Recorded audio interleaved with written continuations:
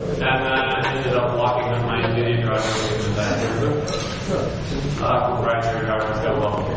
Okay. My name is Riker. I previously have been known for many things, so I'll give you a little bit of summary. I've been a debuting developer, but not very active lately.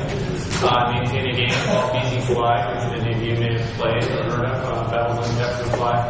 I formerly worked for Caldera before they became Eagle Scout. And then I was the CTO at a company called Linio that did embedded Linux development before they became just another group of people that worked for one role. I was the CTO at a company called Segas, where I built an Android-based phone. I'm carrying with me. I've been using them for a year now, but I don't have anything to sell you, so that doesn't do you any good. We are officially approved by Verizon. If you go to Verizon's Open Development Initiative wholesale site, you'll actually see pictures of the phone. You can get an email contact, which will probably eventually end up in my inbox. I gave the keynote last year on Android and some of the issues with it politically in getting a device off the market. This session is basically an introduction to Android development. I'm going to talk about, but probably not show you, Android individual application development. But I'm going to talk about building the operating system itself. Actually have we'll get to this a little later on in the discussion, but I meant to get my USB stick out in just a second. Okay, maybe I'll find that, maybe I won't.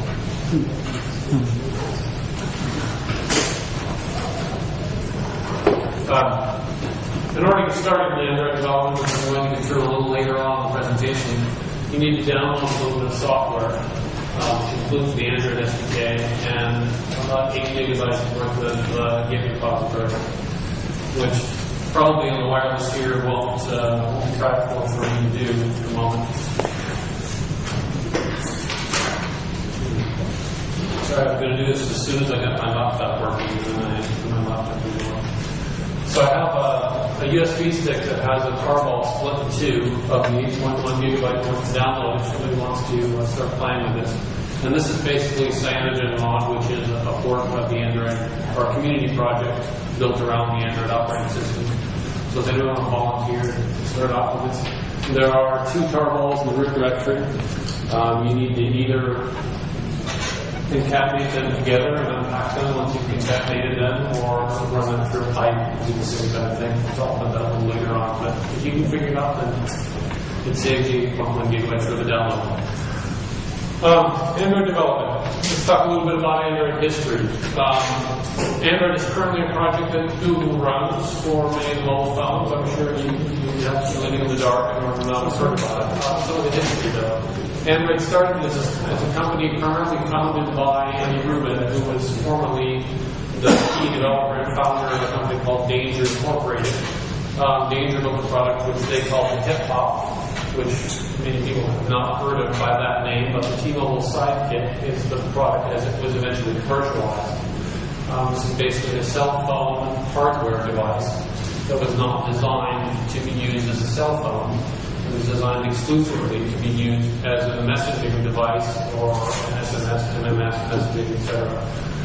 Eventually, some of the sidekicks gained phone capability, but the original version that was released was only messaging and internet access, and the idea was that I think there was no reason why it couldn't have been a phone other than having light. But it wasn't because it was supposed to be opening this new market space. Andy was the primary motivation behind building this kind of a device.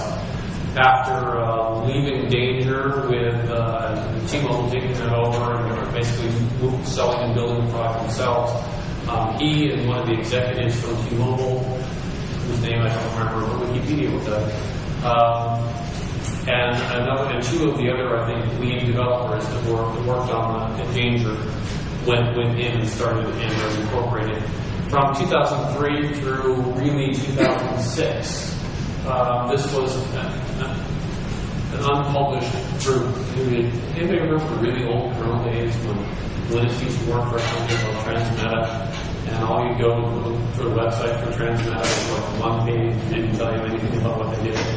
Okay, this is the kind of mode that Android is in. Go to archive.org, you can search for the, look for anywhere during like 2004 for the homepage for Android.com. You'll see a picture of an Android's face and nothing else. And that's basically their market presence. Somehow Google figured out what they were doing, got the conversations, I'm not privy to any of that, and acquired them in 2005 and still didn't announce more or less what they were going to do. In 2007, November 5th of 2007, the Open Handheld Environment, the quotes are my own, was established by a group of primarily, well, there's a mix. There were manufacturers, there were carriers, and Google all involved in this Open Handheld Alliance, which no one could join, and no one would tell what they do. And they hadn't released any public specs at this point, and they hadn't promised to release any public specs or any public code, but for some reason it was open. I know because I tried to join it and was told there's no entry for joining. Anyway, after the Open Handheld Alliance launched in 2007, 2008, T-Mobile released the G1, which was... Get a question back. So, yeah, I was part of the OLS part of that company. We don't do anything. There's nothing to worry about. So I'm not missing anything. You're not missing anything. All right. So some things obviously happened because Android was still in active development. The rumor mill, mostly, there's nothing confirmed publicly that I'm able to find, but the rumor mill is that Android Incorporated was already building the JavaStack mobile phone platform before they were acquired from Google. It's a little fuzzy as to whether they picked Linux or OS, or if they were only working on UI issues, or how much their architecture government is on. But the wheels were in motion for some group. I don't know. The Open Handheld Alliance was that just in name? I don't know. I wasn't internal, so I just tell you what I read in rumors. Go read the internet and get your own rumors. Anyway, 2008, the first Android device shipped, the T-Mobile G1. This is a device made by the HTC, also known as the HTC 3. And it was a fairly full-featured mobile phone as compared to other phones on the market. Anybody give me any idea? A few things the G1 did that other phones on the market didn't do. Anybody? The popular phone at the time was the iPhone. There were other Windows Mobile and other popular phones. The Android phone, the things that I can think of, had an accelerometer, which not many phones had, but the iPhone did. Had a digital compass, which to my knowledge no other production phone in the US had a digital compass in it. I personally don't find it a very useful feature, but that's a different point. Had hardware and assisted GPS, which is kind of new. There were some HTC phones running Windows Mobile that had that, some didn't. But Android basically brought together all of these features in one. It has slide up keyboard, and it has happy display, and color screen, it was a multi-touch capable screen. The original drivers were only single touch. So it was relatively significant as far as feature set, but not, we've gone all the way since then, right? It's a half PGA. About 400. I'm trying to think of the right acronyms. Anyway, 320 by 400, whatever that acronym is. Display, anyway. Open source releases, I'm going to talk a little bit about that. So, between 2007, the formation of the Open Handheld Alliance, and the T-Mobile G1 release, there was the release of a beta SDK. The beta SDK for Android went through a number of revisions before the G1 was released, and one revision basically immediately after the G1 was released, which was the 1.0 version. And so the developers kind of got a clue as to what was going on internally.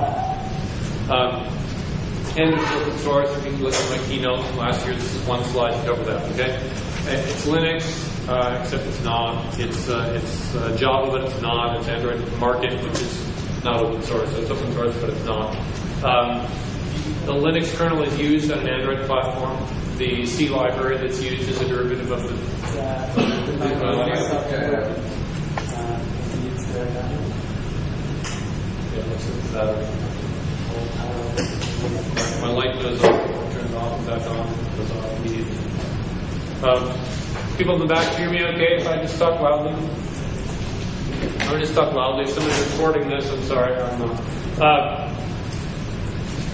So Android uses the Linux kernel, but it builds on top of that with its own C library called Bionic, which is a derivative of the previous D library. It does some things in user space, which I'll talk about in more detail in just a minute. But then it uses Java language to program most applications as an indicator, exception. But primarily, it's a Java development environment. But we run through the Java compiler to generate Java's P code, which is the translatable code. And then the JDK, or the SDK for Android, converts that into its own native code, and that's the code that goes down on the device. So there's no Java P code interpreter on an Android phone. So has anybody ever written an MIDP application? You know what that is? I can't remember what the acronym stands for. But there's a mobile standard for developing mobile devices on Java. It's called MIDP. Android is not that. It can't be that because it doesn't have a bytecode interpreter. MIDP, there was an SSH client, there were a number of different applications available. You could run them on Palm devices, you could run them on Windows mobile devices. It was supposed to be a cross-platform, cross-mobile phone operating system that you would build for Java. Sun was pushing in this direction. In practice, difficult to achieve because buttons are laid out different on different devices. So soft buttons, hard buttons, what are you actually using, accelerometer, the performance, GPS features, networking capabilities between the GSM and CDMA device. All these things were not well encapsulated in the MIDP standard. As the standard moved through versions, more and more of those features became available. And Sun's promise was we will all be writing Java applications that run on any platform. We didn't get there. Android is not that, but Android runs its own bytecode. I'm not a lawyer, but I'm going to mention this. There is currently a lawsuit in progress between the owners of Java, which used to be Sun and is now Oracle, and Google, talking about which of our patents we talked about. Some of the patents that are involved in that conversation specifically deal with P code, which the Android device does not run, but uses as part of the build. So I can't speak for Google. Did they try and circumvent some of the patents then? Did they try, I don't know, the full motivation behind it. But anyway, it uses that kind of an architecture for good or for bad. Android architecture, there's an operating system here, the pieces I've been talking about, the OS. Different areas that you'll see on an Android device if you log into it. The Android boots up a kernel that includes an initial RAM disk. That initial RAM disk gets mounted as root. On your normal desktop environment, that RAM disk goes away, and the root file system replaces it. On Android, that doesn't happen. The root file system stays there, and all of the system binaries live under /system, and that mount point stays there for the duration of your phone's on. There's also a mount point for /data, which is where all of the user data goes. That's application stored local data, as well as information about you, your contacts, your mailing list, phone directories, those kinds of things. SD card is mounted on the /SD card. Unlike your desktop environment, which probably mounts things that are /media/volume named, Android is currently hard-coded to /SD card. This makes it difficult if you have a device like mine that has a USB host port. When you plug a hub in and stick 4 USB devices in, where does it mount? Good question. So Android has some scaling issues as far as being a full desktop environment. It's a mix of native and Java. Some of the native applications that you run on your phone are built just like you would normally build them through the SDK, which is what we're going to talk about next. Some of them are actual application binaries. So on many embedded systems, there's a tool called BusyBox that you run that has all these different Unix binaries encapsulated in one binary. On an Android platform, there's a program called Toolbox that does almost the same thing, written from a totally different code base, running only on top of this PSP library. It has a bunch of different binaries for it, and it's compiled as a native device. So if you've got an x86 Android platform, it's an x86 binary. If you've got ARM 5, it's an ARM 5. If you've got ARM 7, it's an ARM 7. And the Dalvik JVM is one of those applications, runs as a native, and then interprets the rest of the Java environment. The Java environment includes things that you might think are built in. If you're running on a Windows phone, the home screen that comes up when you initially boot your phone, that is a native compiled Windows application. You can't replace that. On Android, that's not true. Most of the system services are designed to be replaceable. So your launcher that initially comes up might be something like HTC Sense, which is their customized view, has a different scroll bar across the bottom. The apps show up in a different way, the settings are a little bit different.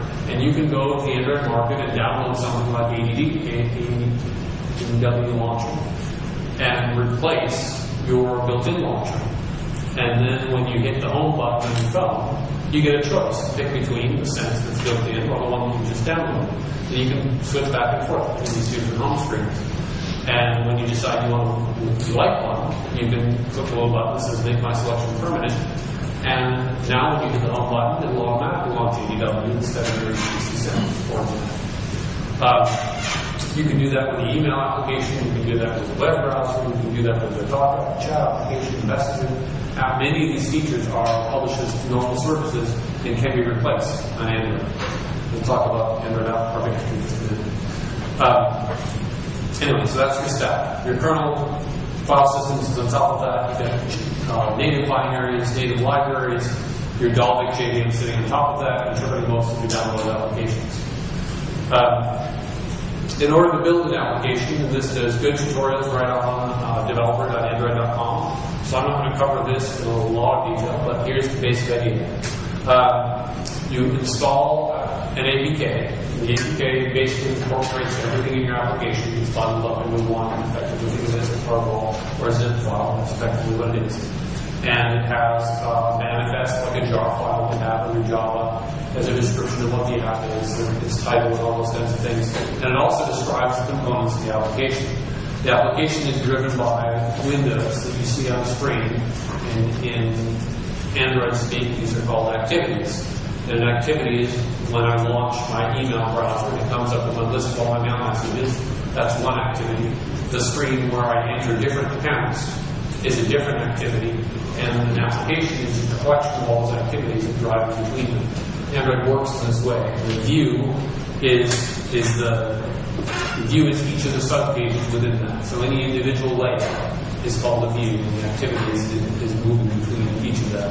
Widgets are like you see widgets on other operating systems, the text, an image, a drop down, whatever. Those are widgets that can show up on multiple activities or multiple pages, multiple views in your application.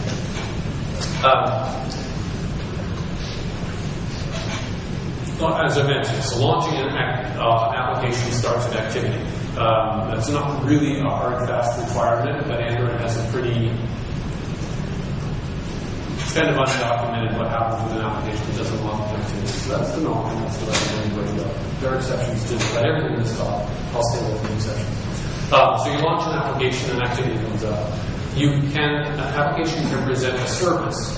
A service is something there for an extended period of time. So let's say I'm building a client that knows how to talk on AOL, so instant messenger network. Well, I would want this application to continue to be running on the system and not get serialized to temporary storage because it wants to listen for a network connection. So it will present that type of functionality as a service. Now, it may also have views as part of activities that would be only resident while multiple devices on the screen. But Android tries to isolate those so that the network services can be running continually on the machine, whereas the activities are only used when the user is actually looking at the page. There are content providers, which is commonly implemented by somebody that uses local storage for SQL. So let's say I downloaded an ebook reader and I pulled out an ebook, or add more content to maybe a local database of content that I can pull out chapters and have them by local. It's likely those books or chapters will be stored in an SQL-like database. The SQL-like libraries are included right in Android. And when you pull down individual content pieces, you can stick that to content. Now, there's an interface that supports all of this. It's not a full SQL-like interface. If you want to build your own, for example, dynamic content parser that you might want to build before you populate your SQL-like database. The SQLite instance in Android doesn't really support that add-on functionality of building a separate parser because it's not exposed in the Android API. It is exposed in the C-level library.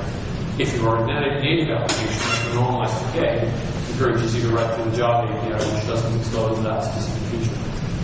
Broadcast receiver is something that you want to be able to respond to, typically a network event. So you could also write your instant messenger as a broadcast receiver, in which case it could be completely serialized to disk. The OS would know an incoming connection on port whatever means wake that thing up and let it show you the message. So there are a number of different ways of doing like that with applications. Broadcast receiver is one of those standard ways.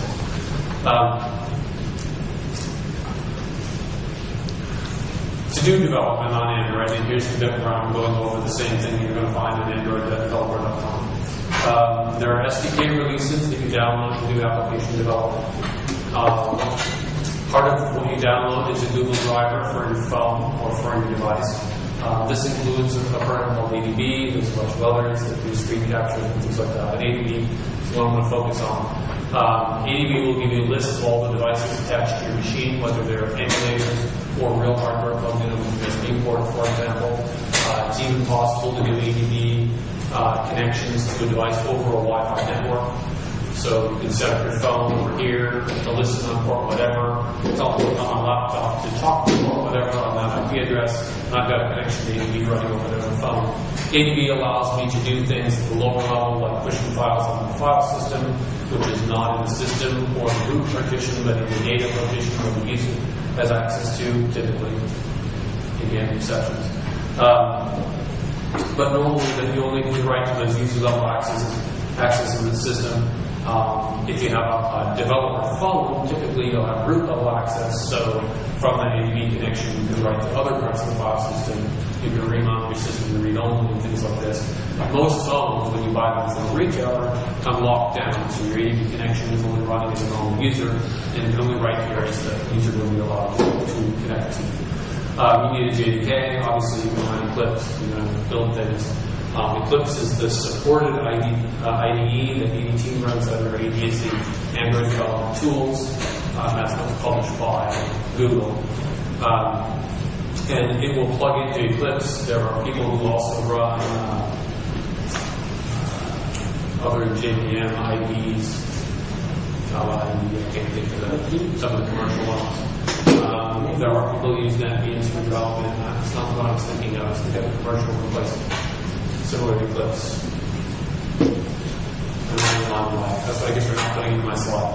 But Eclipse is not the only option for IDEs that can do integrated graphical development of Java applications, but it is free and it's probably the most popular.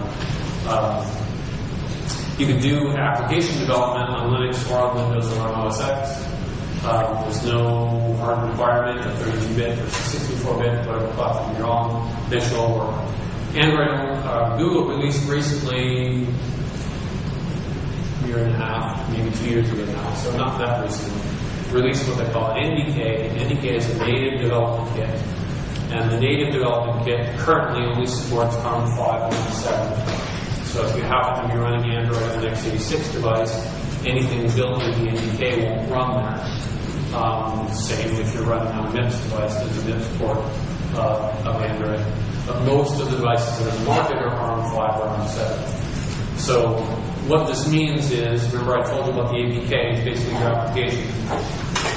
Inside the APK, there are specific paths where you can put native shared libraries that you find on a Linux type environment.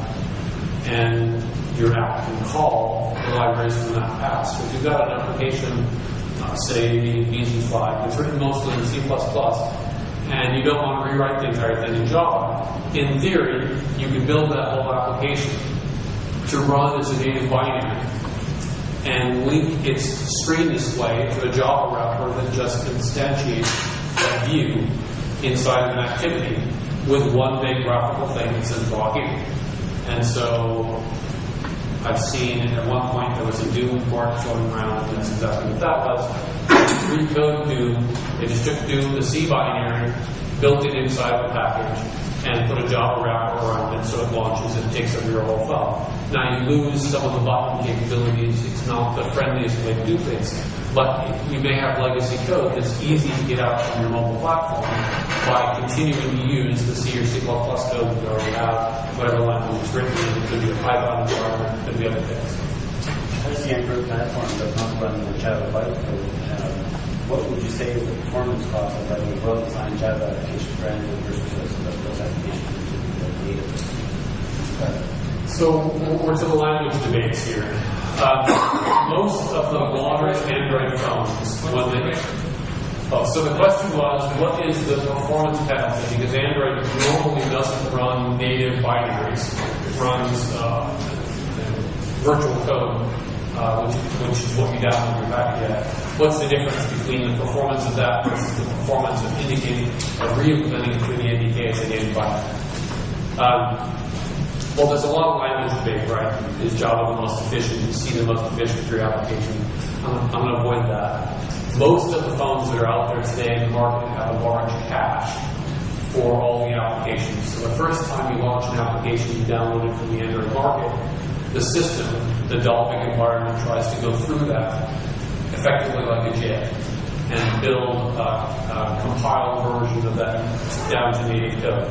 And if the Dalvik code is in your handheld is implemented correctly, it will do that for ARM 5 or ARM 7. And so if your code is written efficiently, in theory, you've got a launching overhead in the first launch. And then after that, you're running close to native speed. So there are issues that can cause your cache not to work, and so parts of the application end up getting recompiled over and over as they're used. The cache isn't always coherent, and you can upgrade. So, there's a lot of exceptions to that as well. But in most cases, you can run your native speeds. Yes. So the Android NDK, is that basically a Java native library compiler? Is that what it does? Or is it actual native code? It's actual native code. And it expects you to put in C or assembly or C++, shared objects, throw them into your APK, and it provides a Java wrapper. So it is. So basically, that's what the Java native compiler does. If you want to supply a library from Java, which is basically what you do there, the process code, and then you export it. Right. So let's say, I'll give you an example of Java, a sample application. Android includes, as part of its media player environment, a library set called OpenCore. And OpenCore understands a whole pile of different video and audio formats. It doesn't understand OGG, for example. It doesn't understand DivX for video. So if I wanted to ship a video player, I can go out and download DivX and legalities as a side point. I'm not telling you to do this in your own countries wherever you live, because you may have to talk to corporations. Okay, assuming you have all the legal issues taken care of, there are plenty of C and C++ libraries that will implement those codecs. And so you take all of GStreamer, for example, compile that, stick it inside your APK, your large APK, and call the native C interface, and then you get all the media files that GStreamer supports in your application. And still call through the system for OpenCore for the ones that it supports. And now you build a movie player that will be able to handle whatever you threw at it. But you're still limited somewhere. Bottleneck is you have to use Java interface.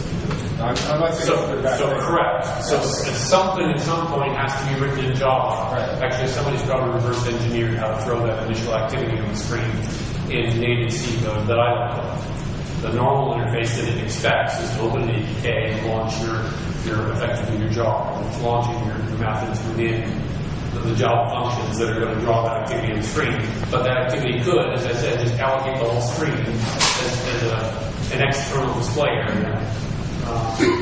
Again, what do we call the video? What do we call that? The render, the thing that's throwing stuff on the screen. Oh, the flinger. The flinger, yes. That's the actual technical term for the component in Android, basically the display composite module. And that's something that I think it actually partially targets, actually I think it does use GL to composite. Again, depending on the hardware. Assuming the hardware has accelerated GL, the native flinger that's part of Android is the thing that's using that OpenGL hardware acceleration to just throw the apple on the screen.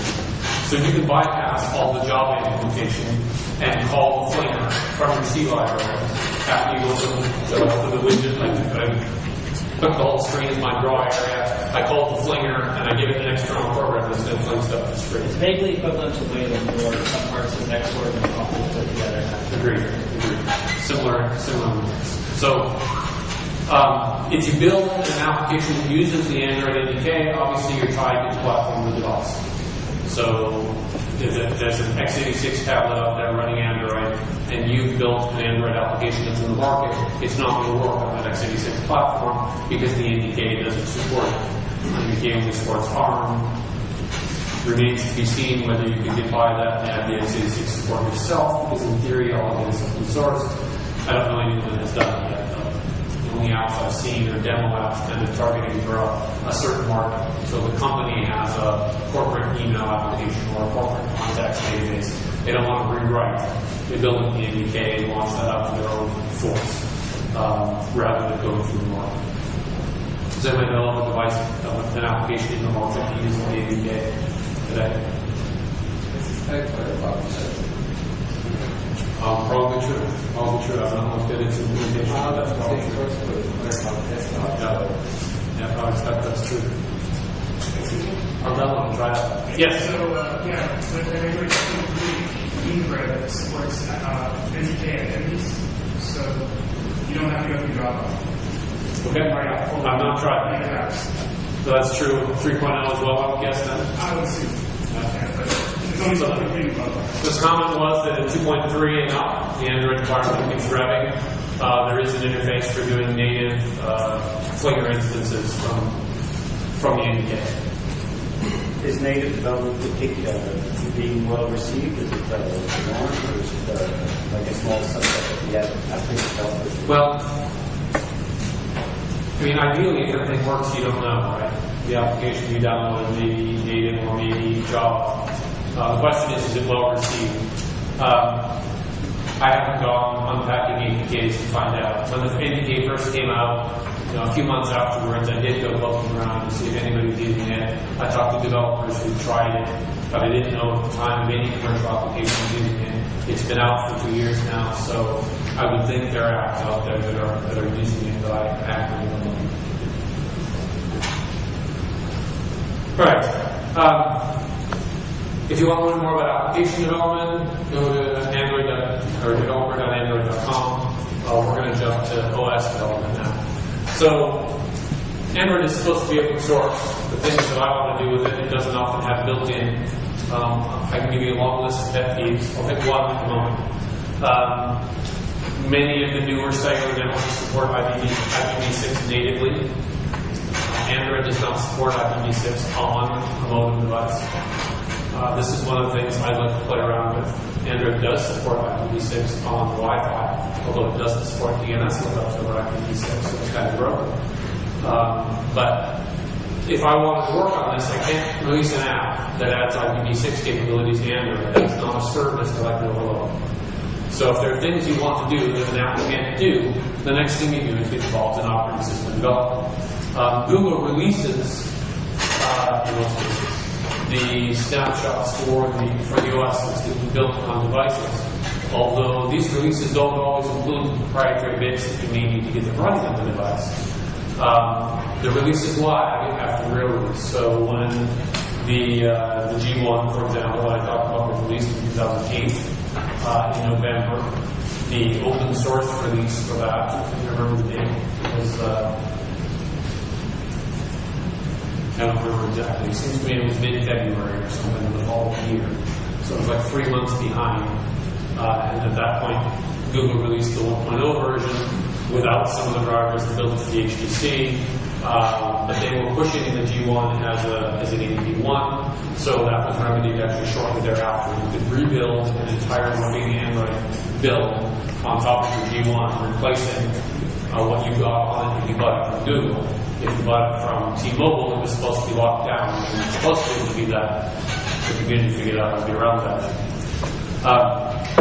CyanogenMod is currently one of the most popular of these operating system builds. The advantage of going to a community build like CyanogenMod is that you have direct contact with the developers, which you don't get from most of the Google developers. There are some Google developers that are very accessible. They're online on IRC, on Android, on IRC, freenode.net. They're on mailing lists. So some of them are easily accessible, some are not.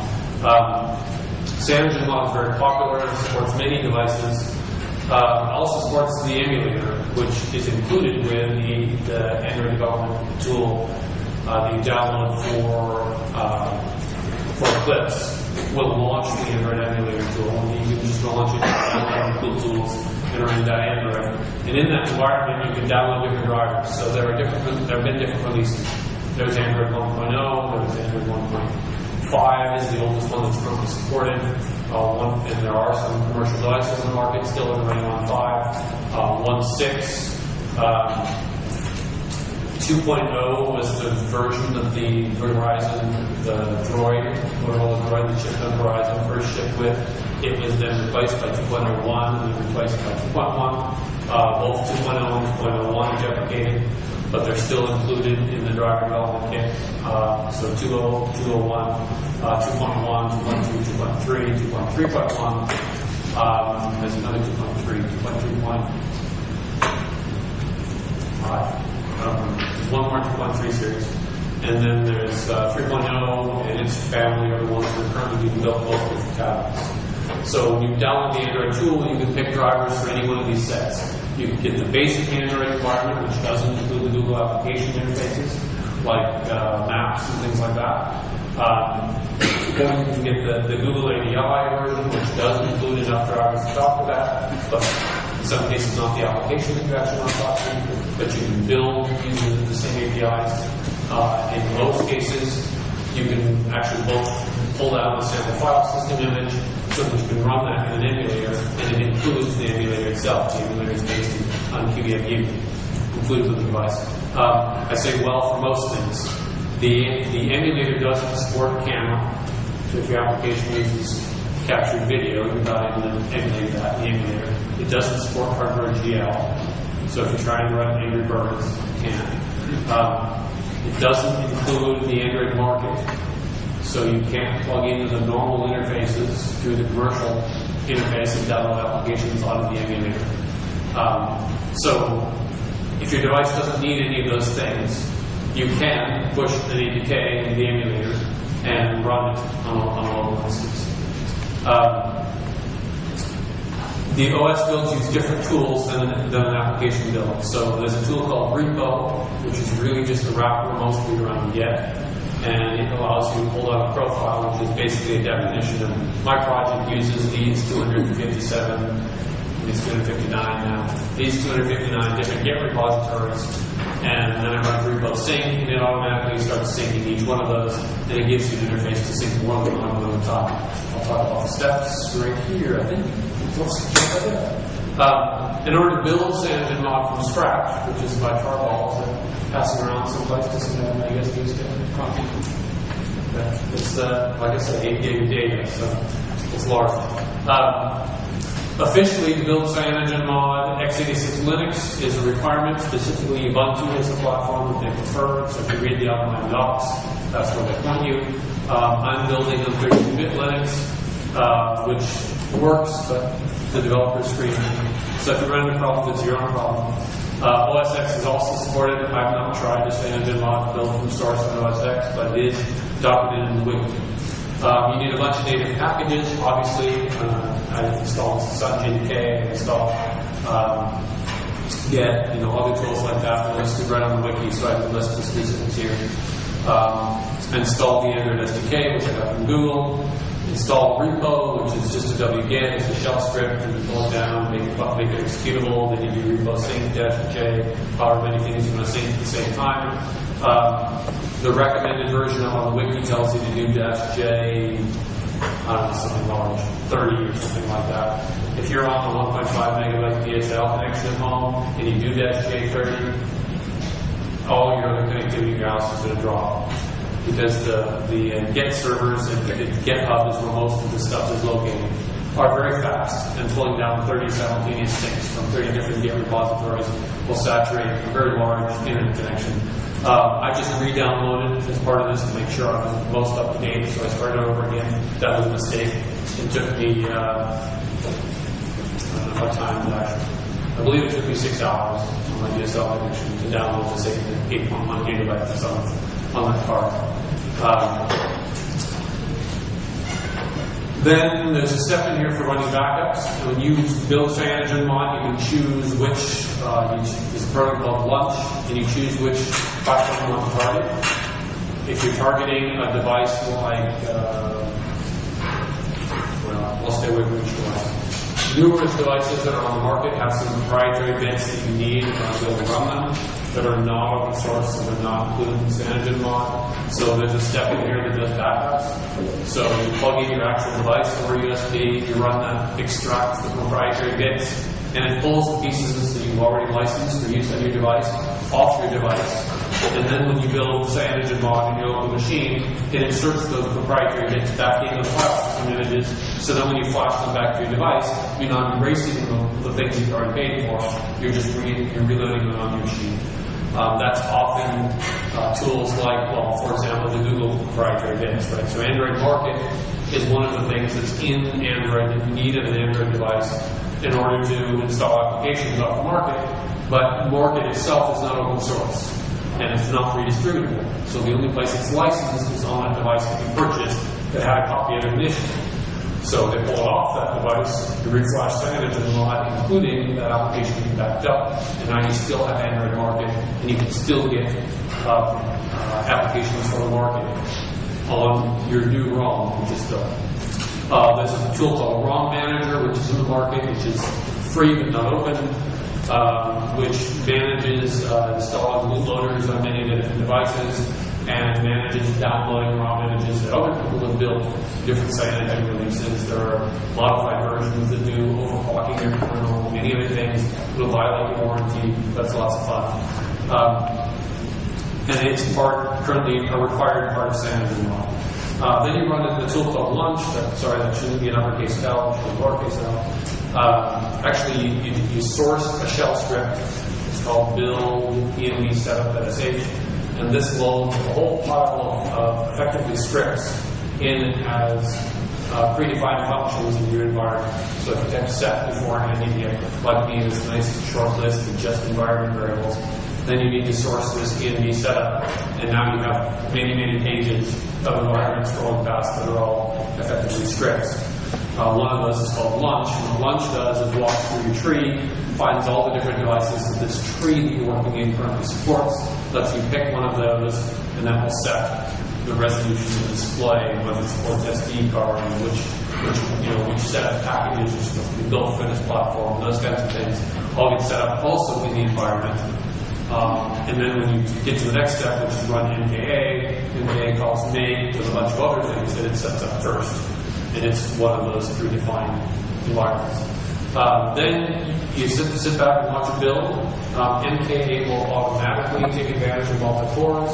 So there's no -J that's passed in, although it effectively does the same when it calls make. It builds about 5 gigabytes worth of stuff, which includes compiling the kernel on some platforms. Actually, there's 5 gigabyte numbers for the building for the emulator, which doesn't include a kernel compiler.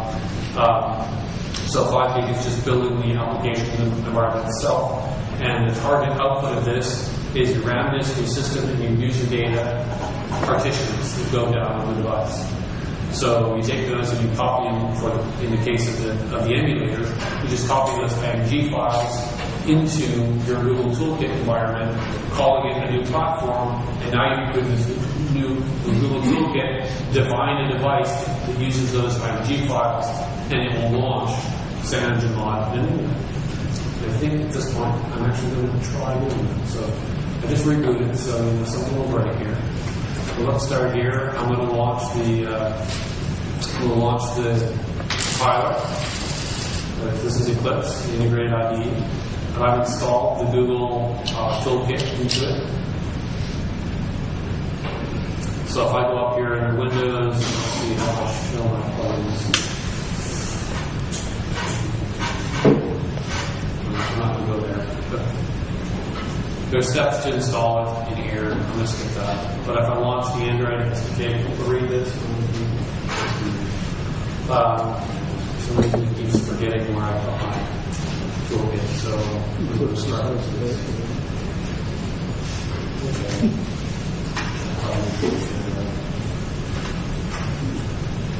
This Android, that's when SDK is installed. You can see the different platforms that are supported. All that. Okay. Go here.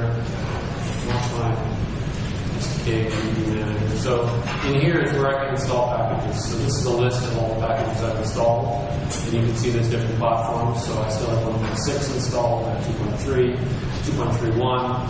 2.31 is actually more obsolete. The current version of CyanogenMod mod is using that with the binary interface, so that's what I've been testing with. It's called API 9. I have two of them here because one of them is my CyanogenMod mod that I built. Here are available packages, and there are third-party apps, including hardware support for some of the platforms.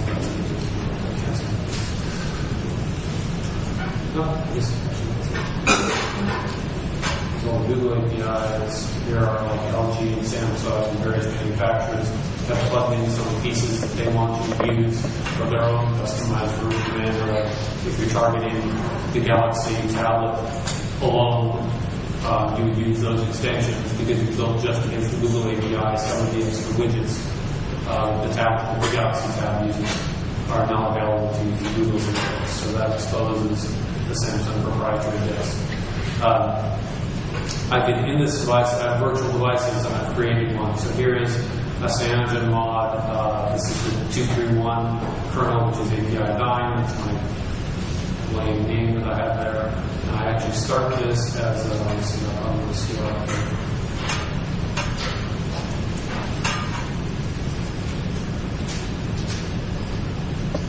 Oh, okay, I scaled too far.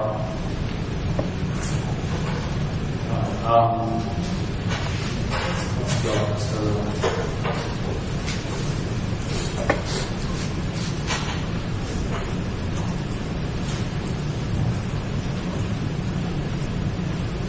Should check the right resolution before launch. Not too good. Okay, you get the idea. You can't see the bottom of the screen. But basically what's happening now is I've launched NVMe, which is QEMU, and it's running bootloader that's built in the dual version emulator, and that's the little text that you see on the screen. And it's starting to load the kernel, which we don't see in the boot screen from the kernel. Now you see that the flashing Android, we're actually booting Android. And so Android is loaded up, the kernel's running, it's running through its normal file system mounts and checks, and looking at the cache environment, looking at the user data, and all that kind of stuff. Android takes a long time to boot. By the way, there are some initiatives in the what's Tim Burns' Self initiative. There are some companies working on hibernation, basically support for Android. So when you download a new ROM image, it would boot the machine up to a certain point and then take a snapshot to flash. And so when you normally boot your device, other than an OS upgrade, it would be reloading itself from its saved hibernated state and then finishing the boot, which is all proprietary bits about finding out what network it's on, those kinds of things. So in theory, it takes this boot time down significantly from what you just saw. The emulator runs typically slower than a native device, but it moves around and you can go around. So I've gone through the steps we just went through, which is you've got the stuff unpacked, you should be able to do. I should point to it. Those of you who unpacked. I just stuck those two files together, and there seems to be an issue with the second one. When I just run, they're just meant to be concatenated. They're meant to be concatenated. That's what I did. I checked the MD5 sums to make sure they both came over properly. And then when I just do a tar table of contents, it goes to the first one nicely, and then when it gets the second one, I get a bunch of headers skip, and then it fails. I had the same problem. The same problem? It's part of the key. I tried it before I brought that key. The key man didn't problem. You can start your 8.1 gig with a download if you want. That gives you unlock. We're not going to get through that today.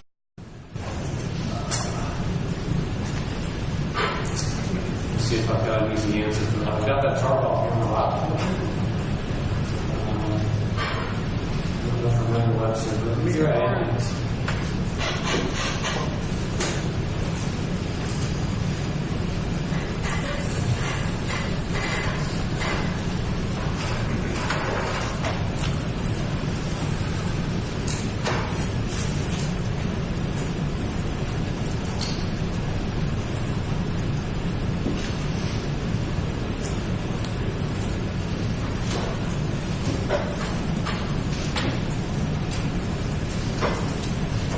Alright, try hitting the web browser at 172.24.131.98. And we'll see how much our wireless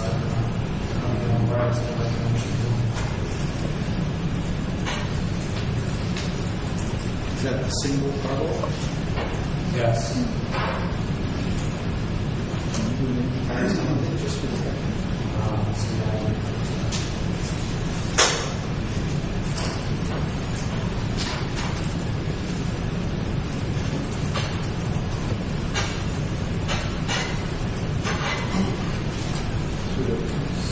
Soon. Doesn't want to go south and Spanish.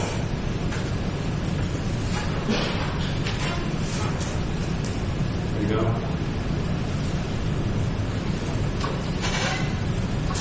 Is that what you compress? Yes. Most everything that's in it is already compressed. I didn't bother recompressing and compressing it.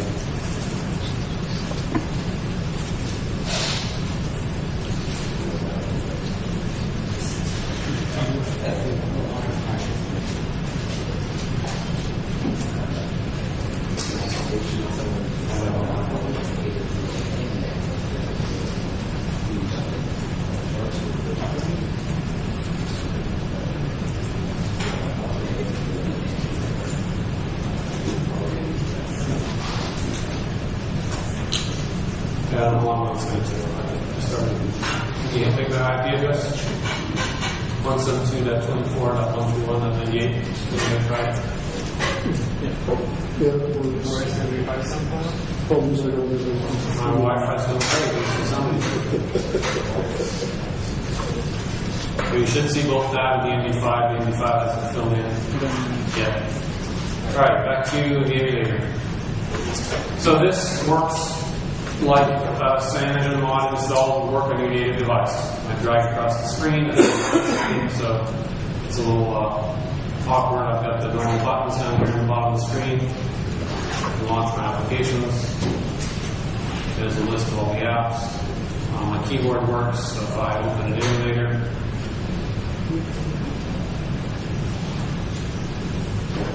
I can click because this is a development build, I should have root access. First time you check SU in an emulated environment, you get a pop-up screen for the sudo permissions. You're going to say yes, allow this, or deny this. I had already accepted that, so it's not asking me this time. And if I look at things like mount, you can see that here's my data, cache, system, file systems. It's really readable up there. There are some things that don't work here. If I go home and pick black wallpapers, on most devices there will be an entry here for live wallpapers, which is like putting fish roaming around your desktop or a 3D screen using the accelerometer or a lot of apps like that. That feature is not turned on here in this hardware architecture because this hardware architecture doesn't support hardware 3D. But if you were to build for something like the G1, you would get a similar experience. The G1 actually does support hardware 3D, not as fast as most of the newer phones, but it does support it. But the reason they turned off is because it's got very little flash space, so the image size, it doesn't include that part of the build. So you target that environment without even involving. How much slower is the emulator? It's probably the same speed as the G1, which is about a quarter of the speed of the newer phones. So it's not too bad. The biggest issues are screen refreshing. So if you're running an application that's doing background processing and building an SQLite database, for example, things like that, relatively quick.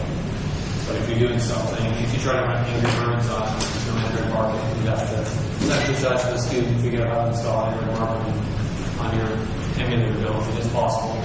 But anyway, if you have an Angry Birds APK, which uses that Flanger uses the hardware accelerated 3D layering a lot, it may not even run on this platform, and if it did, it would be unusable. Something like Labyrinth 3D displays a 3D maze on the screen and lets you move that around. That's all. That would also be really slow on this platform. We're only about to talk about how to do it. I figured this would take me about an hour and a half. But then, anybody else want to try this, or is it just failing in one way? Combine those two files, the MD5 sum does not match. No match, it's all right. So you managed to get all you can download? No, I didn't download all of it. I just downloaded the MD5 that you put up there and compared it against what I got when I stuck the two files together. Is the byte size the same? Yes. That's what we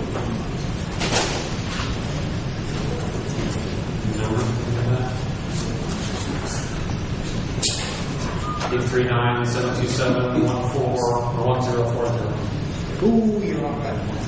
Oh, 1 byte. 1039. Missing a byte. Okay, so 4 gigabytes into this file, and they download the 1 character.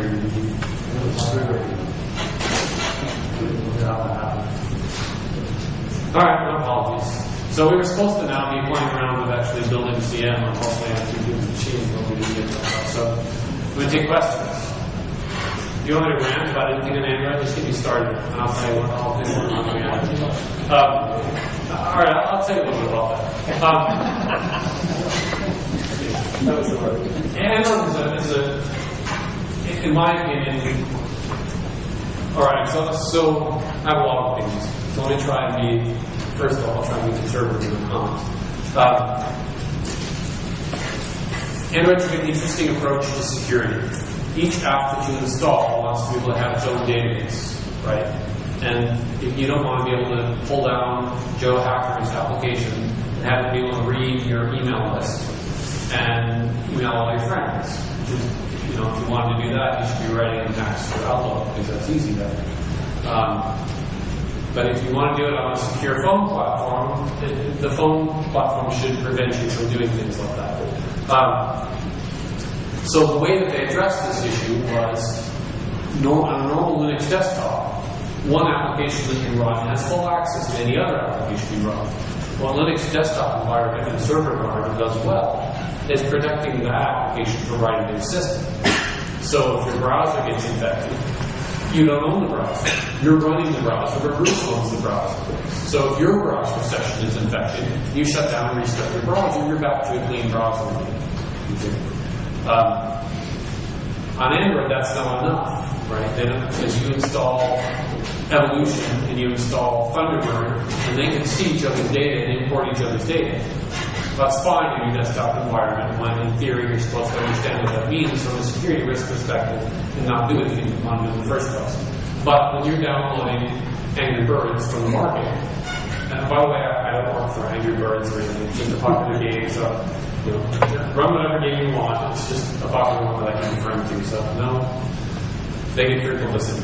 It is a fun game. Anyway, so if you're downloading Angry Birds, and Angry Birds has a back door where you can go and read your email list, and you start from your email application and start spamming all your friends while it's running, this is not the idea. It's not a good thing. So when you look at an application, let's see if I can show you here in the emulator. If I go into the settings, and here I have a list of applications I'm running on my Ledger phone.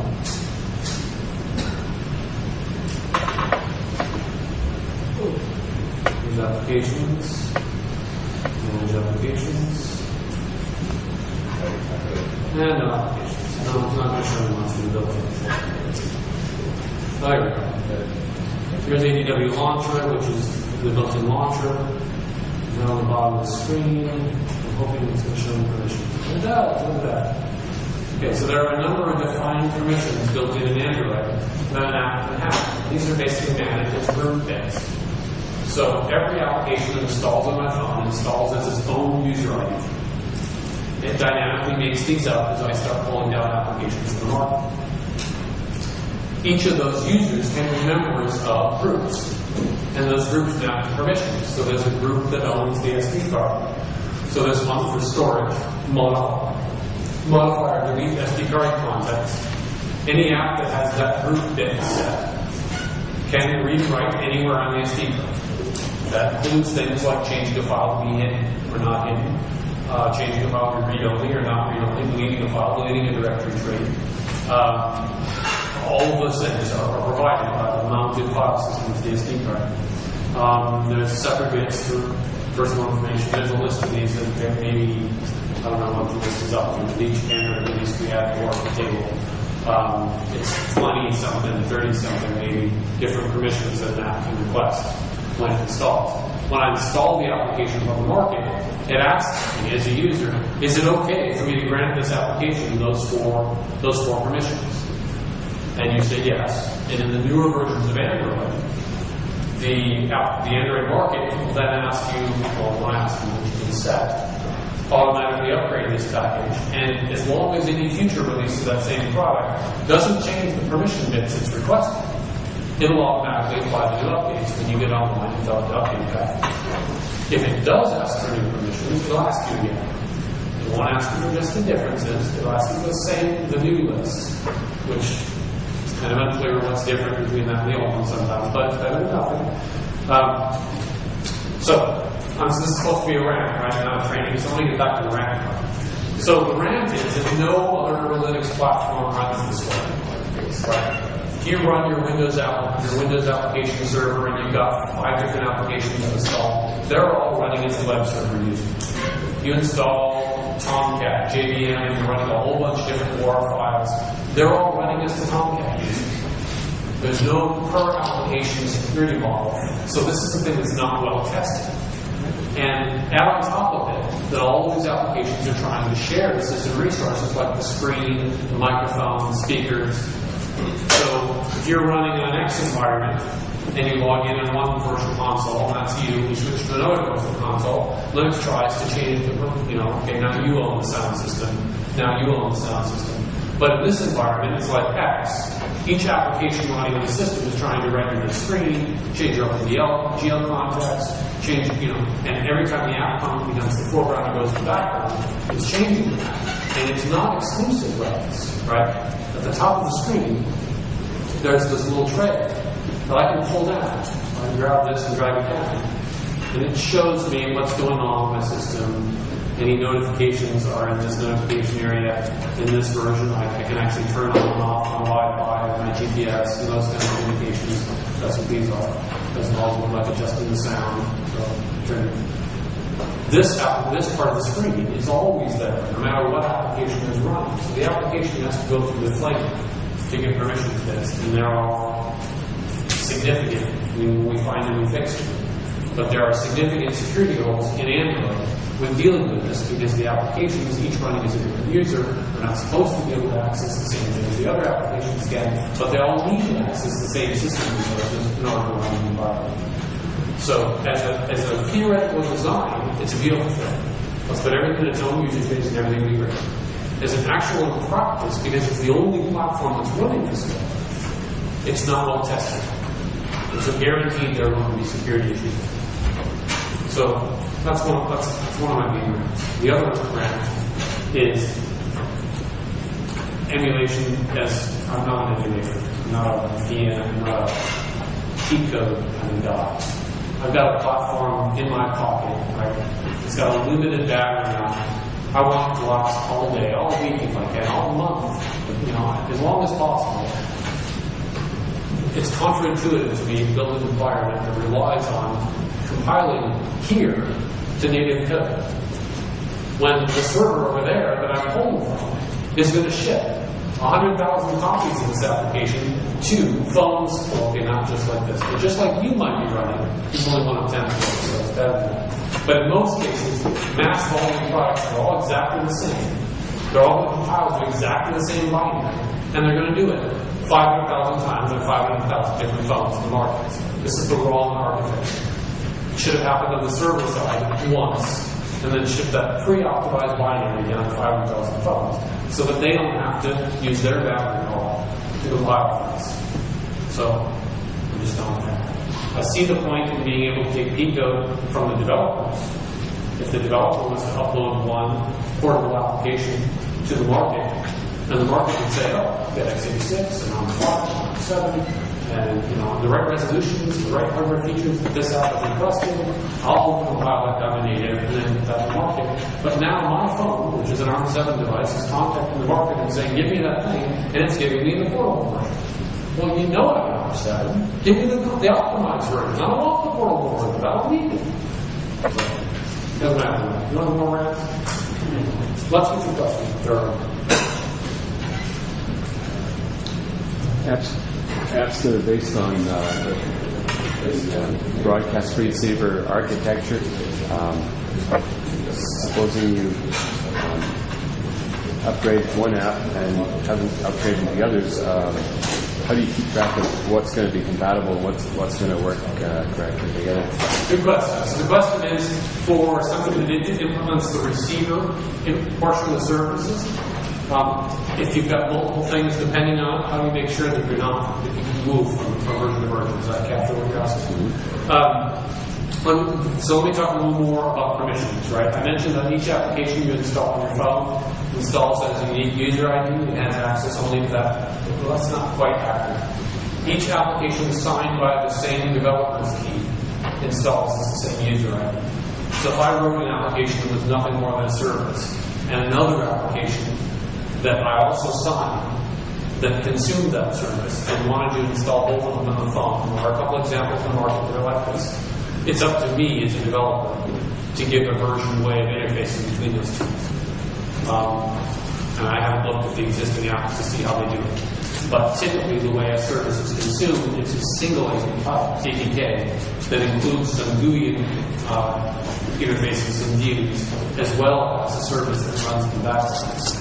And so those two are managed by a single file, and you're always going to be the same. That's not always the case. If you want to ship multiple apps that have access to the same data, you can. But it's up to you, the version between, and Google doesn't really provide an interface for that. What Google does provide you is availability in the market. So when you upload an application, you can indicate, I need this resolution display, I need an accelerometer, I need a GPS. And people that have devices that don't fit that criteria won't be shown your application. They also provide you, as part of that download in the ADT, Google licensing module. And the licensing module is basically an interface that includes these lines of code or whatever it is in your app. And when your app starts up, that piece of code runs and contacts the Android market right then while it's running and verifies that here's my device ID or whatever. I forget exactly what it says. But here's your key. Is that key approved? And so you can actually enforce people won't be able to run your application if they haven't paid for the license while they're online. While they're offline, they can still copy your APK on another device if they have root. They can still run it. But if you're using the Google licensing module and you're online at the time you run an unlicensed application, it will fall non-5 it's unlicensed and refuse to run on your devices. So, and there is some version control in that interface. So, I may be licensed to use version 4, but not version 5 on that application or something like that.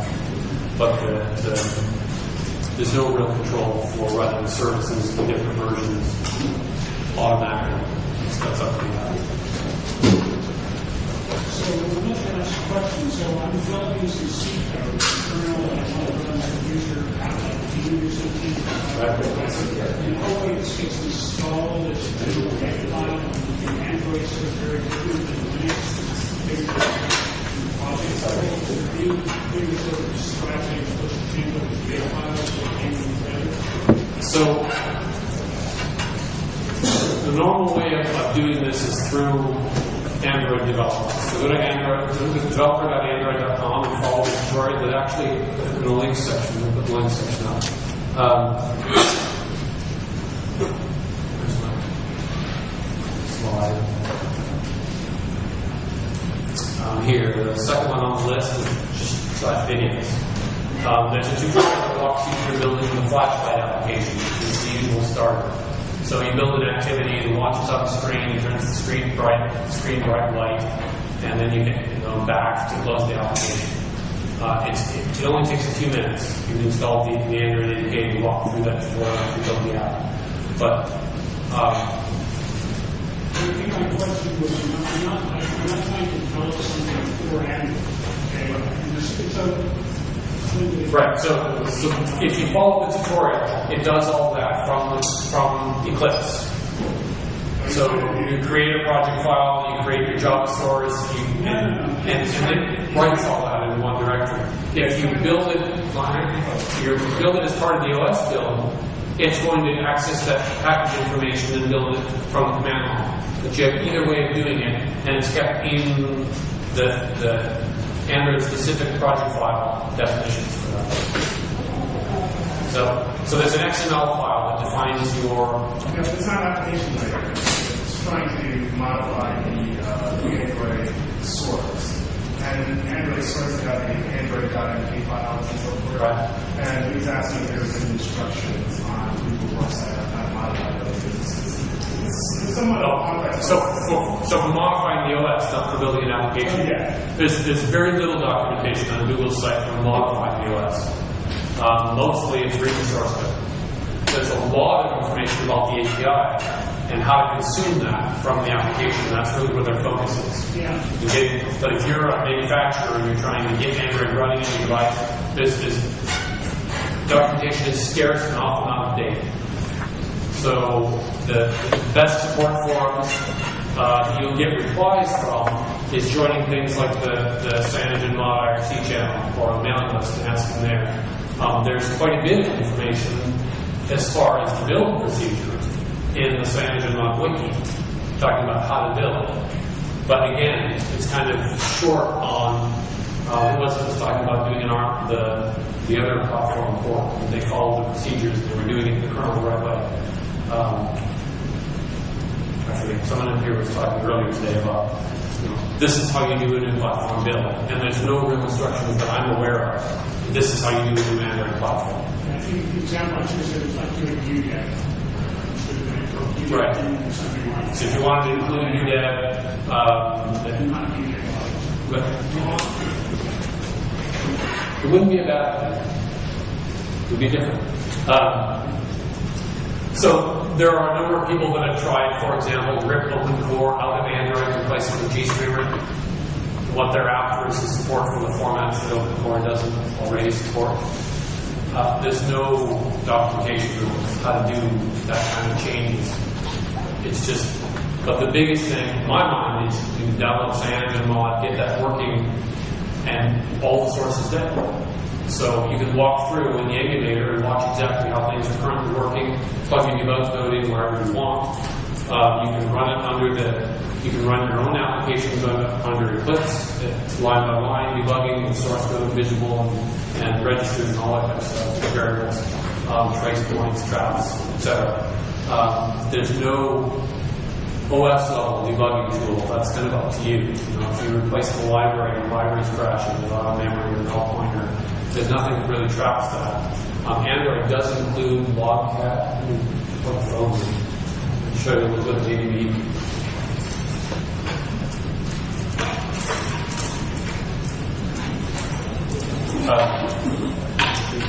So part of ADB is a tool called logcat. And logcat will show you the effective syslog of what's going on in your products. An iPhone, try Android. This is an Evo. I don't work for HTC. So I'll move that up. I'll show you some of the tools right from the debugger.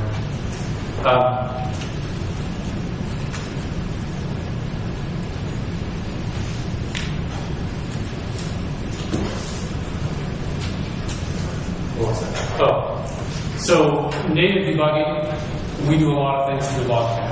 So basically, you connect with ADB, type ADB Logcat on the device, and then you can watch the kernel messages, the application messages, the development messages, everything that's going on during system startup through that remote hook.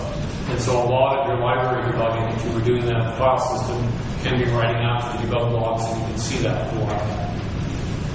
So that's a very useful tool. I have not actually tried, has anybody here tried plugging GDB or something like that into debugging at the file system, the lower level of what Eclipse normally does.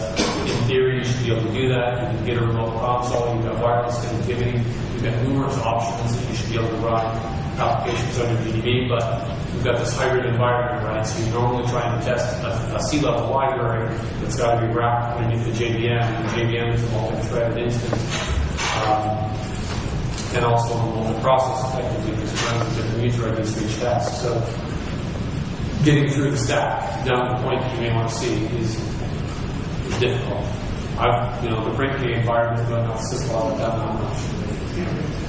Also, the Android console sucks. That's the nicest thing to say.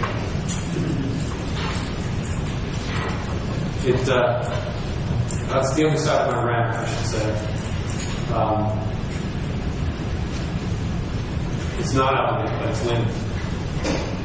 So, if you want to influence the architecture, the solution is to get involved and push patches.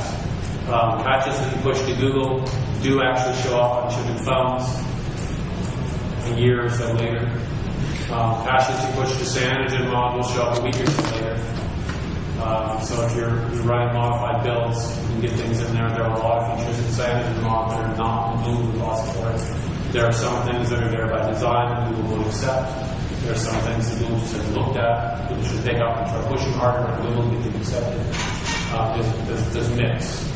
So there are things inside Google still lags by about 3 months on commercial releases. So when you get a new phone or a new tablet comes out on 3.0, it'll be 3 or 4 months before you see a full open source environment of what you actually rebuild 3.0 at home. And then it'll be 24 hours later before CM has a Cyanogen module work with 3.0. It's not quite 24 hours, but it's pretty darn close. The community picks up those releases from Google, folds them into the community builds very, very quickly. And if you're following the community build, you get it's relatively painless. Somebody is going to do that version for you. Well, let's see if I can talk to my phone.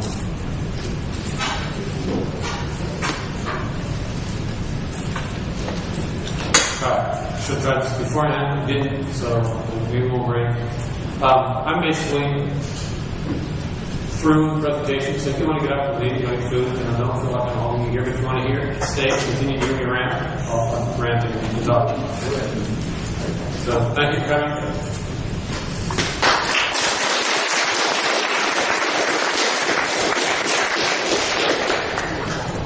Okay, so here I am running ADB. I just plugged in an HTC Evo phone, which is actually a phone without service, but it's on Sprint network. So you can't see it from there, but it's running here. If I run ADB devices, this shows me that I have an emulator running, and it also shows me that I have my Evo running. So if I do ADB, my -D, and I should be able to get one of these. That's right. Shell. There's a -D, -bar.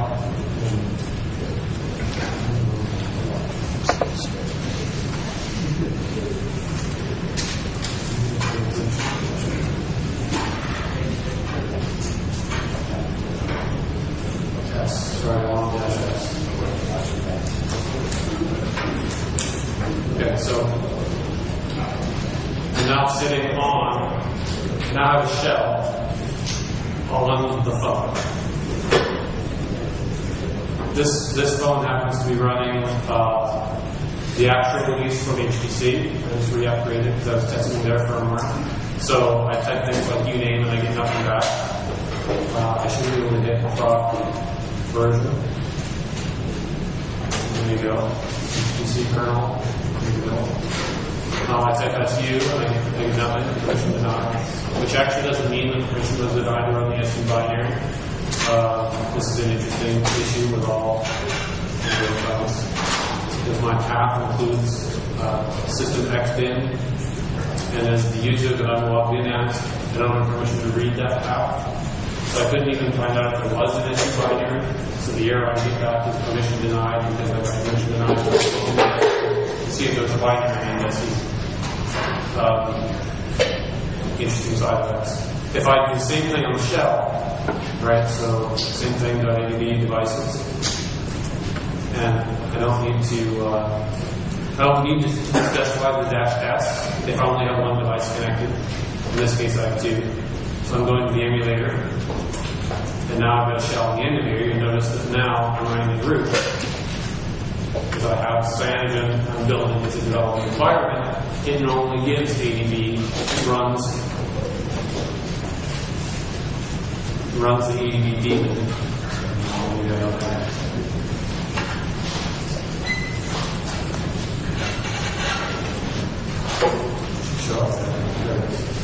So in this case, the ADB daemon itself is running as root, and on the commercial device, ADB is only running as a user. So in this case, I can do things like mounting. So you'll see my system partition is mounted read-only. Right? I can show over.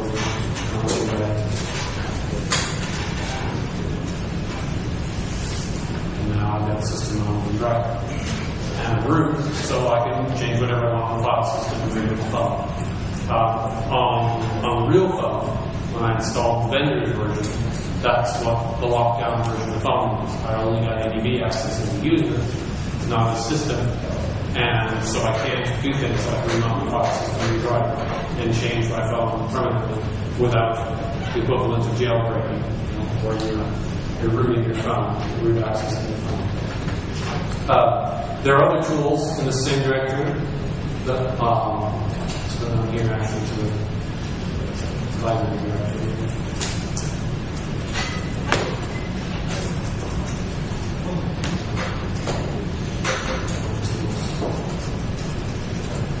Here's DEMS. This allows you to get a graphical view of your devices. So here I have the emulator attached. Here I have the DW attached. You can see the logs down here.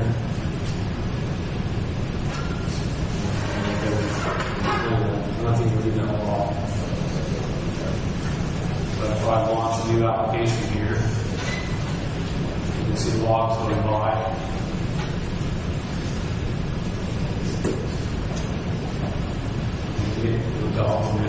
Whatever. Close the application. These active messages. On the command line, you can filter, or here in the filter box, you can limit which messages you want to see. So if you're only watching Dalvik or only watching the system library, you can get that view. You can also get a view of the device. So here I'm just doing this screen capture. This passes through ADB and reads the frame buffer. So that's what the front of my phone looks like. It's captured through DDM.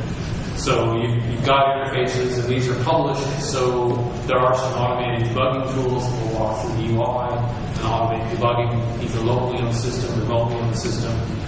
If you're building a device, there's an Android compatibility test suite that Google ships that uses these hooks to do automated deploy testing. So it deploys a sample application in the phone like it would from Eclipse, build an environment and deploy it directly inside Eclipse, and then do line-by-line debugging. It uses that as an automated test, pushes test code over there that walks through the different UIs and the JVM, and reports whether it gets valid output. And it will walk through for hours on your phone, just churning through API tests, making sure your device you just built or your emulator environment you just built is compliant. And it's easy to do regression tests between different releases to see what worked over there still works over here. So it'll try things like walking through all your different locales, wide language sets for English, German, French, whatever you define your set to have. It'll tell you which ones passed and which ones failed. It'll do things like, testing any times in the engine, for long times along, Can I push this kind of data into the database and get that back? And create a table, and draw on the screen, then I do 3D acceleration, walks through a very rich set of the interface. Unfortunately, that tool is not open source. The only way you get access to it is by signing up with Google and telling them you're a device standard, and they'll give you access to it. I've pushed on the Sanogen folks to get them access. I know some of them have access because they're doing contract work for manufacturers. This is a gotten into that up. I don't know if Google has gotten more open in allowing that, but in my opinion, if you can build a ROM, all of us can, you ought to have access to the test tools to make sure that ROM's in compliant. The wider we can spread our test data, the better off we are. So this doesn't remote control, it just refreshes. So, as I refresh, but I can't actually run an application. There's no, but I can reset the debugger. I can actually reboot the phone from here.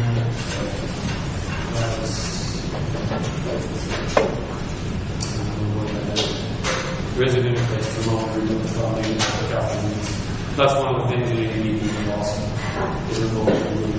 And most of the debuggers, most of the boot loaders that run on Android phones have the capability to look in the block of flash for instructions. So you run something like the ROM manager, it downloads your system, all your flash file systems you're going to need for an upgrade, sticks them out on your SD card, builds a set of instructions basically that you need to do in order to load those in flash, sticks them in the flash partition, then you reboot your phone, and your boot loader comes up and says, there are instructions you need to run. And so it goes off and reads those steps, flashes all file systems for you, erases the user area, loads the Google application, whatever the steps are, and then boots into your environment that you just loaded on the environment. So it's fairly easy to do automated testing in this kind of environment, even if you're doing platform development. But the limitations for platform development is that the emulator itself doesn't emulate everything. It doesn't have hardware, doesn't have audio, doesn't have video. Actually, it doesn't have all of it. I haven't put it all of this. But another one. I mean, your comments about from the perspective of developing a Java app on the device, what's the richness of the system libraries and the documentation? So, Android, so the question is comments on the richness of the API in Android. I used to do MIDP application, which was the portable platform, and that platform was very restricted. Android is much richer than that. I've done Java development of graphical applications, not a lot, but some. Android is very similar to that environment as far as feature set, but totally incompatible as far as API. So if you've done embedded, and that's true also of MIDP. So if you've done a GUI application in MIDP, and you've done a GUI application on desktop using Java, you haven't written anything that's going to help you. The API, well, the language is the same, but the interfaces are very different. So the concept of an application with activities and views doesn't exist in any other platform. So there's a significant learning curve in walking through and getting your mindset into the way Android works. But once you get there, all the permission bits allow you to do things like talk to the accelerometer and talk to the audio and talk to, there's quite a bit of control. Some things Google doesn't want you to do, and so they are protecting you. An example, it's a commercial application that was on the market that worked well up until Android 2.1. And then in 2.2, Google closed considered that a bug. It closed the interface they were looking for and didn't publish a replacement. So any developers who are using that application on Android 2.1, operating their phones 2.2, now found they paid for the commercial application is no longer legible. And Google says, we recently documented the job. In this case, it was actually documented. It's documented for. So it's up to Google what interfaces they publish, what they don't. So one example, I know a company that's trying to do basically an answering service on the developer. So they use Asterisk, right? You can go through Asterisk and go dial-up menu, it can answer, it can direct you to the boxes, you can leave voicemail in multiple places, you can send an email, you connect your remote system, you can do all these things on an Asterisk device. But Asterisk is nothing more than that running on line calls. So in theory, you can take Asterisk, build an APK, launch the whole thing as a receiver system, a background service, and now you got Asterisk running on your phone. Well, one of the things that Asterisk does in order to be useful is it listens in on the phone calls. That's not supported on Android. I can talk to the speaker, I can talk to the mic, but I can't answer the phone and talk to the phone without the user talking on the phone. There's no interface to doing that. There's no public interface to doing that on any device. There are a couple devices on the market that support it in software, but you have to go around Google's API to do that. And Google says, no, you shouldn't be able to do that. Because, and legitimately, they're worried about this, right? If I was to write, Angry Birds version 10, that would answer your phone for you and not tell you. Or, call these standard do telemarketing for you. And it's not exposed. You as a user might not see it. Actually, it's more likely that apps in the market will still call it when the numbers coming back. Yeah. So same thing, right? You can dial. Now an application can dial, but it can't take over ownership of that call. So your phone could actually dial a 900 number and then show that on the screen. There is an API to do that. But then you would notice. Right? So that's so some of these things need a little more thought, right? If you've got strong feelings on how things should work and how you can protect the user while still pushing in some of these features, I'm sure there are Google who will want to listen to you. But on the other hand, if you happen to be a mapping provider who wants to do voice prompted navigation instead of doing Google Maps navigation, you won't work. So one of the promises of Java is the code wants to run everywhere. So in this case, it really is not feasible to have the same code base run on Android and on the PC. Other than the video, right? Because the API for Android is not natively available anywhere else. Now, in theory, that APK is platform indifferent, right? So if you build CyanogenMod for an x86 larger tablet, you could have a different, native running environment on your phone instead of running QEMU on the phone. I don't have an x86 environment installed here. It would be brutal to my emulator and I'll kill it. But I do have, I've downloaded the development kit from Bronson Noble. Find it on the screen. So here I'm going to launch another color.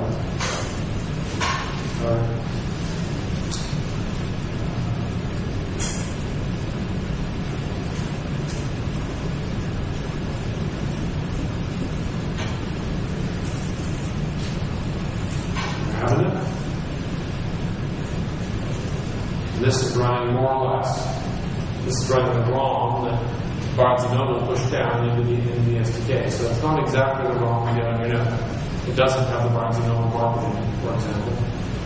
But that's up to Barnes & Noble. They could have put everything in. And it looks more or less like it. And they haven't done it. I don't know. What should we do? You have one? What are you running? What? Honeycomb? You're running the official build, or you're running a Cyanogen? One of the Honeycomb demos is What? there is no site, Honeycomb is Google source code. That's right. The official Cyanogen port is still on Gingerbread because Honeycomb is not official. There are some hacks that combine these bits from Cyanogen and these bits from the commercial Honeycomb image and don't replace the images. Anyway, there you go. So now it looks very different than what I launched before. Here the apps are included with that. Haven't really looked at what's here other than launch your web browser and it should have network access. Come on, that's fine to know. Let's start Google.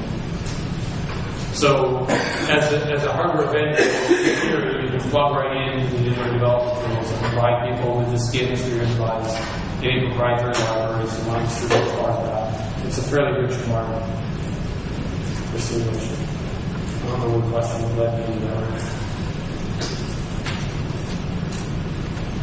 Okay, I'm going to ask you questions. How many of you have done at least one application built for Android and put on the device running it? What's the matter? How many of you have an Android device in your possession? See, we've got, you can get double more penetration on application builds, at least, and you have native devices to run them on. All the rest of you who don't have an application device are probably constrained. You can run an emulator on your desktop, on your laptop, so that doesn't give you an excuse. Because like I said, you can download and run the emulator, and you can build even community builds to run this project. How many of you think you're going to do application development in the next 6 months for Android? How many of you are interested in doing improvements to the OS itself? Sanogen models and all that. Alright, good. That's fun. Get you all that. Alright, any questions? This is the security stuff. The vendors seem very concerned that providing native code access is going to be a security issue to them. Are they trying to lock it out or something like that? So security around Android is an interesting area. Google is very concerned with their platform being perceived as insecure because they're very concerned with getting out the door everywhere. And they're doing a great job of it, considering the Android platform, but specifically that Android as a platform is outselling iOS, Apple devices everywhere in the world now. There's only last quarter that they bypassed in some of the Asian markets. And they're still being outsold by BlackBerry in a few areas, but those will probably drop this quarter. So Android will be the number one selling mobile OS in every environment in the world. And that's coming from nothing in 2008 to dominant in 2011 is a huge accomplishment. So they're doing a great job. But there's been a lot of hand waving, and things only get addressed when they're real. And there are a lot of promised issues that haven't happened. I had a bunch of quotes in my talk. It was all ranting, and I took them out. But when Android released 1.6, is it imminent? No, it was technical. When they released 1.5, part of the press release for the 1.5 release, which happened probably 2009, late 2009, was a whole section on we're not yet releasing our internal source for this, but we're going to move everything to our public repositories, and the next release should be public, and and we're going to start working there in the community to gain community participation instead of working on our internal trees by the next release. Actually, I don't think the press release said by the next release; it said soon. So whatever soon means. But when you talk to developers, and talk to that was the impression you get is by the next release. The next release was like a month later, which was Donut as it shipped on the Droid, with none of the features that were in the Droid had really been talked about in the community. It was entirely an internal project. The Droid release never got released publicly, not just later, but never. And there's really been no progress towards moving on an external tree in the 2.5 years that follow. Year and a half. No, it's been over 2 years. As far as working with the community. So there have been security issues that the community has fixed. We found problems, holes in your device. We've been able to root it. Here's how we rooted it. Please fix this because you want to. And those have taken 9 months to roll through Google's internal release schedule until they showed up on actual devices. For the 9 months that the community is happy because they've been rid of funds all on the same old building. But some things have got moved on quickly. When they get pressed, they move quickly. When they don't, someone at Google has to, and rightfully so, evaluate, is this important enough for us to spend time on? and their priorities are not the same as my priorities. So I'm displeased with some of their priorities, but I think no matter what they did, there would be people displeased with some of their priorities. Overall, there have been much fewer security vulnerabilities on Android than I thought there would be, because it is a totally different architecture. So it is apparently seeing these testing, or it's not seeing enough people trying to exploit the security laws. AC access means you're now outside of the Java sandbox. You have a lot more control, even though you're still running into the user content. Right. So some of the recent kernel exploits are actually still exploitable on many of the Android devices, and that's how people are getting. There are lots of different opportunities. So as the vendors keep moving slowly, the security laws still along, and that's not Google's fault, because Google has fixed some of the important ones in their tree. All right, that's where it's got. I think we all need a drink. Don't drink alcohol, but I'll take it. And that's about all of that. We're out of questions? Have a good evening. Okay, when applications ask for permissions to access certain things, how does Android security handle that? Is it like SE Linux? Is it SE Linux? How does that work? No, it's not. It's not anything the kernel sees for most calls like that. There's an internal interface, for example, to ask for your own phone number, the phone owner's information. Right. Nothing in the file system is there. That's just an API call.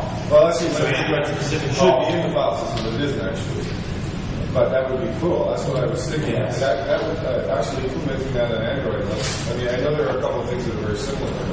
But So, the problem with you're SE right. Linux is nobody uses it. Right. But it could work quite well if it was integrated in the phone system on the phone. The issue was they didn't have bits that matched everything they wanted. They did actually look at SE Linux. Right. They were doing the security models, but they chose not to go that route. App was not around at the time. It has some advantages and disadvantages that might have been something else that we consider, but it wasn't really visible enough at the time to make a decision. So right now it's its own stuff. So some things is directly mapped to getting permissions like access to /SD card. Right. That's owned by I forget the name of the group, but it's owned by the storage group. So it's not your apps are individual. Right. So it offers everything done that way? No. So some things are things like getting the phone owner's permission. There's an API call for that, and it's internal to Android to check that permission. So it's a mix. Okay. This sounds like messy from what you're describing. It is a little messy, but that's because if you look at the 30 some odd permission bits there are, they don't all map to files. It's not even something that a context in SE Linux would cover. Okay. Because it's not all doing something or accessing something. It's in many cases, I'll give you these fields out of the SQL database, but not those. Well, that's not an SE Linux permission, even in an SE Linux machine. That's an SQL permission that doing users have access to the database. Yeah, I'm not sure. I think it could be. I don't know the way of mapping SQL field access to SE Linux. It's got to be a kernel call or because you can access the database. Yeah. Your context can open the database. Well, then you would do that with permissions. Yeah. So Exactly. Permission for. Exactly. For a newly written application, what version of the iOS would you recommend write up on for usable? So there's only one currently shipping 1.5 Android device that I'm aware of, and nobody likes it. So I wouldn't worry about anything 1.5 There's only about Android tracks some stats on their site. I don't remember what the latest numbers are, but I would guess somewhere around like 25% of our data is 1.6, and 75% and up is 2.1 or newer. 2.3, well, within 3 releases of 2.3, so I don't know if I track those independently. But if I was writing an application today, I would target 1.6 where I have no reason to target anything else. And if I like to need newer APIs, I have gain with them, use the better acceleration, whatever it is, I would easily drop 1.6 off the list and go to 2.1. if it's going to give you significant improvement. And if you're going for tablet, then you really are looking at 3.0. So that's my mix. 1.6, 2.1, or 3.1, depending on the next one. I wouldn't spend a lot of time with 2.3.1 today. Yeah, if there were findings really compelling feature that would drive into 2.3. There just hasn't taken over the market yet, and I don't think there's that much that I've seen significantly different. But one of them is, if you wanted native applications, and if you gave it over the context of the screen, that would be a compelling feature. Yeah, you want to do 2.3. If you find some blocking feature like that, do it. But realize you're a smaller market set. For higher you raise the bar, the richer the API, but the smaller the market set. So you got to decide, am I going to sell more here? If I've got to totally recode an application in Java, I'm going to ship on 2.1, and I can, I've got my native application, I can ship on 2.4. You can do it. So I think Over here. go. What's up?